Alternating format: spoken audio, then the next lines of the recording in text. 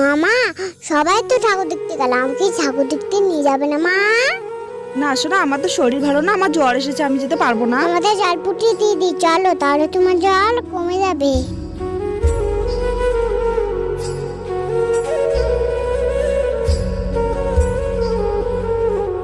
তোমার তো জল ফুটিয়ে দিলাম, আর তুমি উঠবে না। হ্যাঁ, তুমি বসে থাকো। হ্যাঁ, আমি তোমার সব কাজ করে নেবো। হ্যাঁ,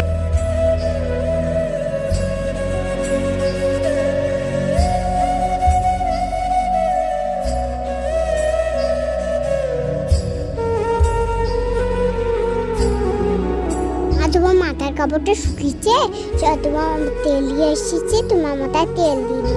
তোমার লাগতেছে, আমি তোমার মাথায় তেল দিয়ে দিছি। এবার যাই, তোমার সব কাজ করে নেবো আমি। হ্যাঁ মা, এবার থাকো তো, আমি গেলাম।